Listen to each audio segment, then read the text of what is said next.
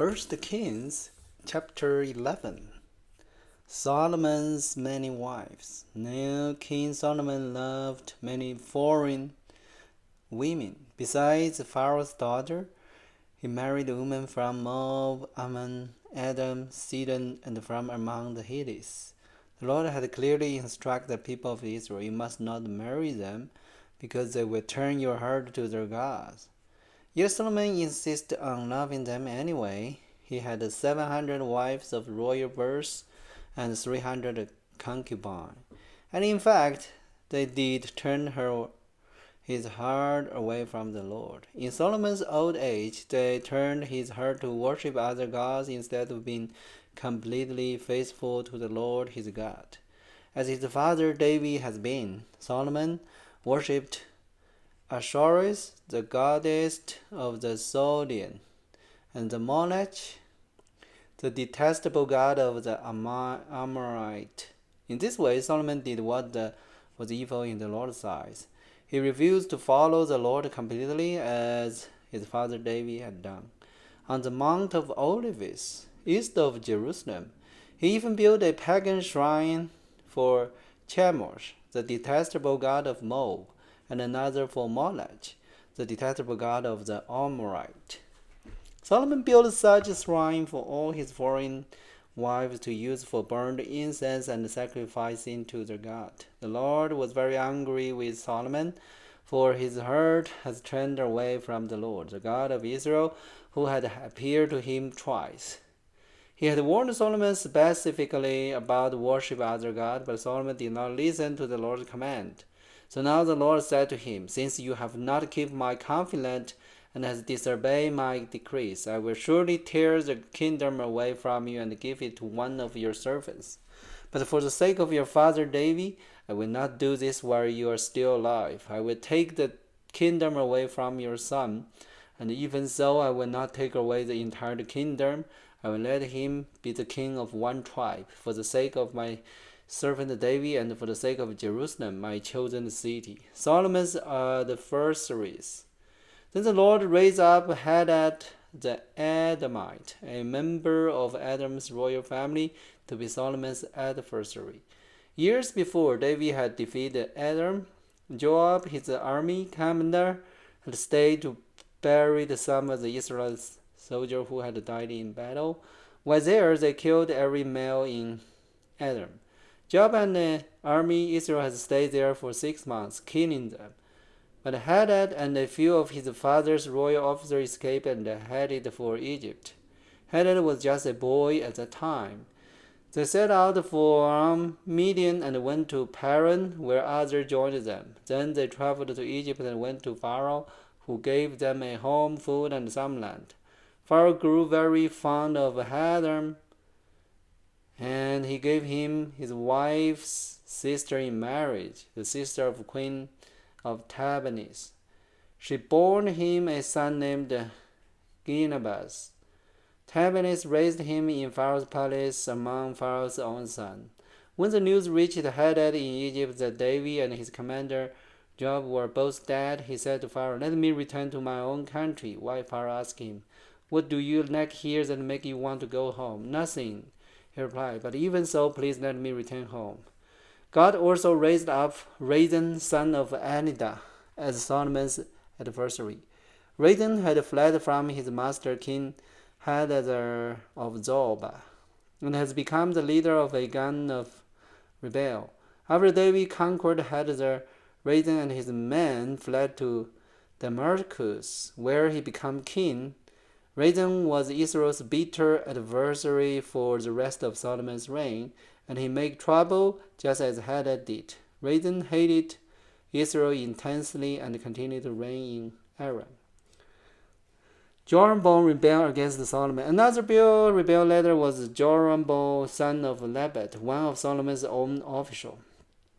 He came from the town of Zeredad in Ephraim, and his mother was Zerud, a widow. This is the story behind his rebellion. Solomon was rebuilt the supporting terrace and repaired the wall of the city of his father. David Jeroboam was a very capable young man, and when Solomon saw how industrious he was, he put him in charge of the labor force from the tribe of Ephraim and Manasseh, the descendants of Joseph. One day, as Jeroboam was leaving Jerusalem, and the prophet Ahijah from Shiloh met him along the way. Ahijah was wearing a new cloak. The two of them were alone in a field, and Ahijah took hold of the new cloak he was wearing and tore it into 12 pieces. Then he said to Jeroboam, "Take 10 of these pieces, for this is what the Lord, the God of Israel, says. I am about to tear the kingdom from the hand of Solomon, and I will give 10 of the tribal to you. But I will leave him one tribe for the sake of my servant David and for the sake of Jerusalem, which I have chosen out of all the tribe of Israel. For Solomon has abandoned me and worshipped as sorceries, the goddess of the Sidonian, Chemosh, the god of Moab, and Molech, the god of the Amorite. He has not followed my way and done what is pleasing in my sight. He has not obeyed my decrees and regulations as David his father did. But I will not take the entire kingdom from Solomon at this time, for the sake of my servant David, the one who I chose and who obeyed my commandment and decrees. I will keep Solomon as leader for the rest of his life, but I will take the kingdom away from his son and give 10 of tribe to you. His son will have one tribe, so that the descendants of David, my servant, will continue to reign, shine like a lamp in Jerusalem, the city I have chosen to be the place for my name. And I will place you on the throne of Israel, and you will rule over all that your heart desire. If you listen to what I tell you and follow my way and do whatever I consider to be right, if you obey my decrees and command, as my servant David did, then I will always be with you. I will establish an enduring dynasty for you as I did for David, and I will give Israel to you. Because of Solomon's sin, I will punish the descendants of David, so not forever." Solomon tried to kill the Jeroboam, but he fled to King Shishak of Egypt and stayed there until Solomon died. Summary of Solomon's reign. The rest of the events of Solomon's reign, including all his deeds and his wisdom, are recorded in the book of the Acts of Solomon. Solomon ruled in Israel over all Israel for 40 years. When he died, he was buried in the city of David, named for his father. Then his son Rehoboam became the next king. Chapter 12. The Lord's tribe revolved. Rehoboam went to Shechem, where all Israel has gathered, to make him king. When Jeroboam son of Nebat heard of this, he returned from Egypt, for he had fled to Egypt to escape from King Solomon. The leader of Israel summoned him, and Jeroboam and the whole assembly of Israel went to speak with Rehoboam. "Your father was a hard master," they said. "Lighten the harsh labor demand and the heavy tax that your father imposed on us. Then we will be your loyal subjects." Rehoboam replied, "Give me 3 days to think this over, then come back for my answer." So the people went their way. Then King Rehoboam discussed the matter with the elder man who had counseled his father Solomon. "What is your advice?" he asked. "How should I answer these people?" The elder counselor replied, "If you are willing to be a servant to these people today and give them a favorable answer, they will always be your loyal subject." But Rehoboam rejected the advice of the older man and instead asked the opinion of the young men who had grown up with him and were now his advisors. "What is your advice?" he asked them. "How should I answer these people who want me to lighten the burden imposed by my father?" The young man replied, "This is what you should tell those complainers who want a lighter burden. My little finger is thinner than my father's waist. Yes, my father laid heavy burden on you, but I'm going to make them even heavier. My father beat you with whip,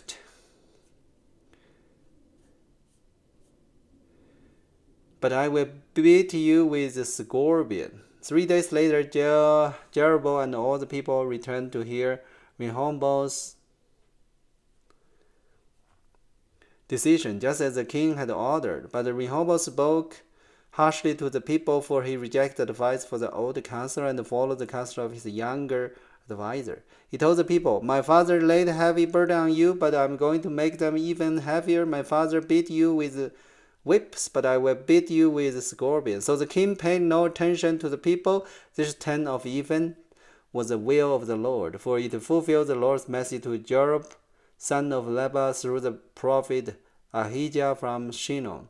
When all Israel realized the king had refused to listen to them, they respond, "Down with the dynasty of David. We have no interest in the son of Jesse. Back to your home, O Israel. Look out for your own house, O David." So the people of Israel returned home, but the Rehoboam continued to rule over the Israelites who lived in the town of Judah. King Rehoboam sent Adoniram, who was in charge of forced labor, to restore order, but the people of Israel stoned him to death. When this news reached King Rehoboam, he quickly jumped into his chariot and fled to Jerusalem.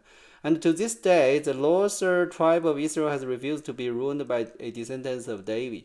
When the people of Israel learned of Jeroboam returned from Egypt, they called an assembly and made him king over all Israel. So only the tribe of Judah remained loyal to the family of David. Shemaiah's prophecy. When Rehoboam arrived in Jerusalem, he mobilized the men of Judah and the tribe of Benjamin, 180,000 select troops, to fight against the men of Israel and to restore the kingdom to himself. But God said to the Shemaiah, the man of God, "Say to Rehoboam, son of Solomon, king of Judah, and to all the people of Judah and Benjamin and the rest of the people, this is what the Lord says: Do not fight against your relatives, the Israelites. Go back home, for what has happened is my doing." So they obeyed the message of the Lord and went home, as the Lord had commanded. Jeroboam makes gold calves. Jeroboam then built up the city of Shechem in the hills country of Ephraim, and it became his capital. Later he went and built up the town of Peniel. Jeroboam thought to himself, "Unless I am careful, the kingdom will return to the dynasty of David. When these people go to Jerusalem to offer sacrifice at the temple of the Lord, they will again give their allegiance to King Rehoboam of Judah. They will kill me and make him their king instead." So on the advice of his counselor, the king made 2 gold calves. He said to the people, "It is too much trouble for you to worship in Jerusalem. Look, Israel, there are the God who brought you out of Egypt. He placed this calf idol in Bethel and in Dan, at either end of his kingdom, but this became a great sin. For the people worshipped the idols, traveling as far north as Dan to worship the one there. Jeroboam also erected building at the pagan shrine and ordained priests from the common people, those who were not from the priestly tribe of Levi. And Jeroboam instituted a religion festival in Bethel, held on the 15th day of the 8th month, in imitation of the annual festival of shelter in Judah. There at Bethel, he himself offered sacrifice to the calf he had made, and he appointed a priest for the pagan shrine he had made. So on the 15 days of the 8th month, a day that he himself had designated, Jeroboam offered sacrifice on the altar at Bethel. He instituted a religious festival for Israel, and he went up to the altar to burn the incense. Chapter 13. A prophet denounced Jeroboam. At the Lord's command, a man of God from Judah went to Bethel, arrived there just as Jeroboam was approaching the altar to burn the incense. Then at the Lord's command, he shouted, "Oh, altar, this is what the Lord says. A child named Josiah will be born into the dynasty of David. On you he will sacrifice the priest from the pagan shrine who come here to burn the incense, and human bones will be burned on you." The same day, the man of God gave a sign to prove his message. He said, "The Lord had promised to give this sign. This altar will split apart, and this ash will be poured out on the ground." When King Jeroboam heard the man of God speaking against the altar at Bethel, he pointed at him and shouted, "Seize that man!" But instantly the king's hand became paralyzed in that position, and he couldn't pull it back. At the same time, a white crack appeared in the altar, and the ash poured out just as the man of God had predicted in his message from the Lord. The king cried out to the man of God, "Please ask the Lord your God to restore my hand again." So the man of God pray to the Lord. And the king's hand were restored, and he could move it again. Then the king said to the man of God, "Come to the palace with me and have something to eat, and I will give you a gift." But the man of God said to the king, "Even if you gave me half of everything you own, I will not go with you. I will not eat or drink anything in this place, for the Lord gave me this command. You must not eat or drink anything while you are there, and do not return to Judah by the same way you came." So he left Bethel and went home another way. As it happened, there was an old prophet living in Bethel, and his son came home and told him what the man of God had done in Bethel that day. They also told their father what the man had said to the king. The old prophet asked them, "Which way did he go?" So they shall show their father which road of the man of God had taken. "Quick, shadow the donkey," the old man said. So they sent the candy for him, and he mounted it. Then he rode after the man of God and found him sitting under a great tree. The old prophet asked him, "Are you the man of God who come from Judah?"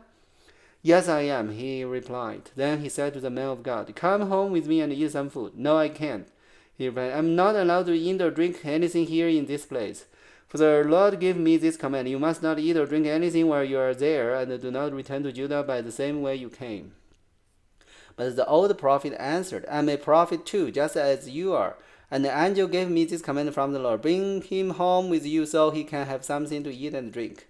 But the old man was lying to him. So they went back together, and the man of God ate and drank at the prophet's home. Then while they were sitting at the table, a command from the Lord came to the old prophet. He cried out to the man of God from Judah, "This is what the Lord said. You have defied the word of the Lord and have disobeyed the command of the Lord your God gave you. You come back to this place and ate and drink where he told you not to eat or drink.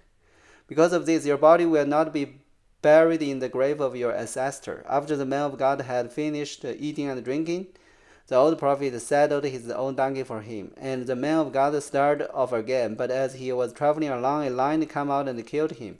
His body lay there on the road with the donkey and the lion standing beside it. People who passed by saw the body lying in the road and the lion standing beside it, and they went and reported in the Bethel where the old prophet lived. When the prophet heard the report, he said, "It is the man of God who disobeyed the Lord's command. The Lord had fulfilled his word by causing the lion to attack and kill him." Then the prophet said to his son, "Set a donkey for me." So they set a donkey, and he went out and found the body lying in the road. And the donkey and the lion still stand there beside it, for the lion had not eaten the body, not attacked the donkey. So the prophet laid the body of the man of God on the donkey and took it back to the town to mourn over him and bury him. He laid the body in his own grave, crying out in grave, "Oh, my brother." Afterwards, the prophet said to his son, "When I die, bury me in the grave where the man of God is buried. Lay my bone beside his bone." For the message of the Lord told him to proclaim against the altar in Bethel and against the pagan shrine in the town of the Samaria will certainly come true. But even after this, Jeroboam did not turn from his evil way. He continued to choose priests from the common people. He appointed anyone who wanted to become a priest for the pagan shrine. This became a great sin and resulted in the utter destruction of Jeroboam's dynasty from the face of the earth. And then we go into the chapter 14.